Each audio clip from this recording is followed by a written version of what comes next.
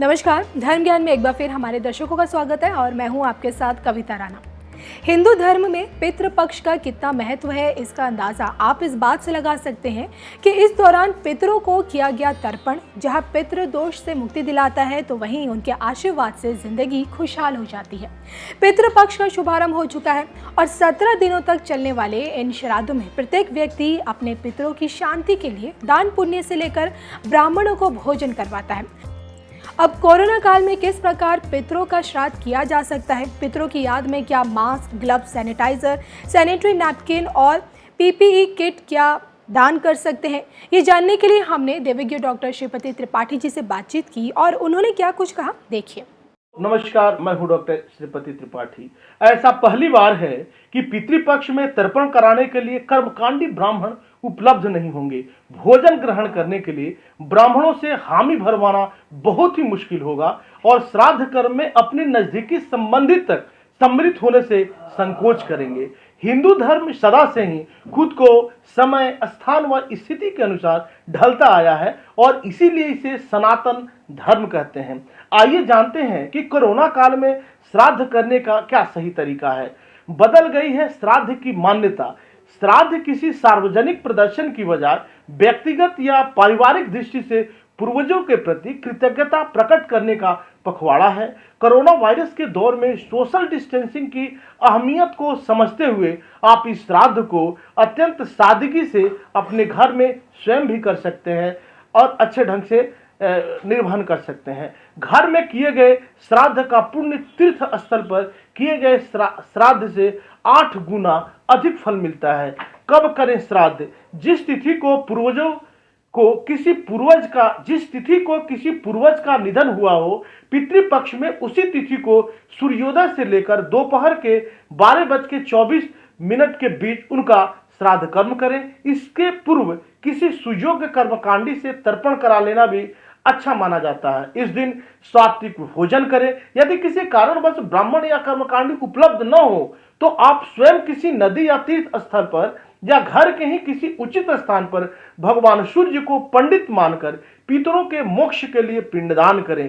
श्राद्ध को लेकर प्रचलित है कई धारणाएं, जानिए उनके बारे में कि कैसे करें श्राद्ध।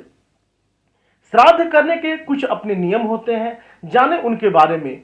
सबसे पहले सुबह उठकर स्नान करना चाहिए। देव स्थान व पितृ स्थान को गंगाजल से पवित्र करें। महिलाएं जो हैं शुद्ध होकर पितरों के लिए भोजन बनाएं।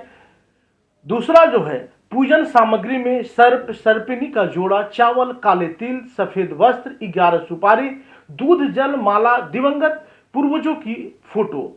तीसरा जो है, पूर्व या दक्षिण की ओर मुंह करके बैठें। दक्षिण की तरफ ज्यादा ठीक रहेगा। सफेद कपड़े पर सामग्री रखें। 108 बार माला से जप करें और सुख, शांति, समृद्धि प्रदान करने तथा संकट दूर करने की क्षमा याचना सहित पितरों से प्रार्थना करें। हाथ में जौ, तिल और चावल लेकर जल के साथ पितृ आत्माओं का नाम लेकर भगवान सूर्य को अर्पित करें। जल में तिल डालकर 7 या 11 बार अंजलि दें, जिसे तिलांजलि बोला जाता है। दीप जलाकर अक्षत, पुष्प और मिष्ठान चढ़ाएं। पितरों के नाम एक नारियल चढ़ाएं। चौथा जो है, यदि परिवार में पुरुष नहीं है, महिलाएं भी पिंडदान कर सकती हैं। शेष सामग्री को पोटली में बांधकर प्रवाहित कर दें। गाय, कुत्ता, कौवा जो है अतिथि के लिए भोजन से 4 ग्रास उन्हें खिलावें, उन्हें दें। हलवा, खीर, भोजन की अन्य चीजें ब्राह्मण, निर्धन, गाय, कुत्ते व पंक्षी को दें।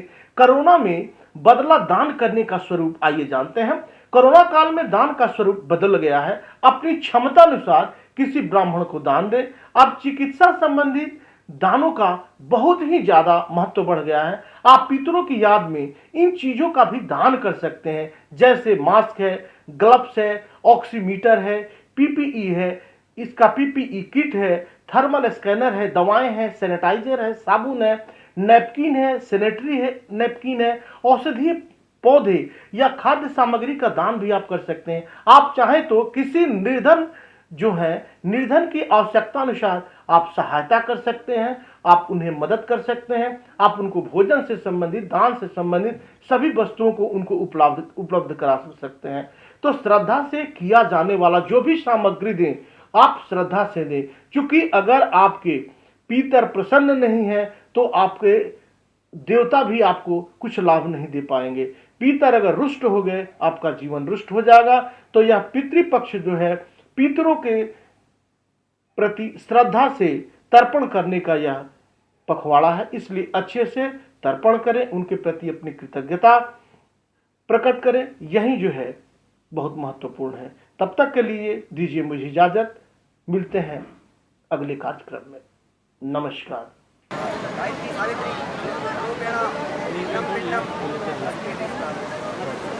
और भाई का नाम है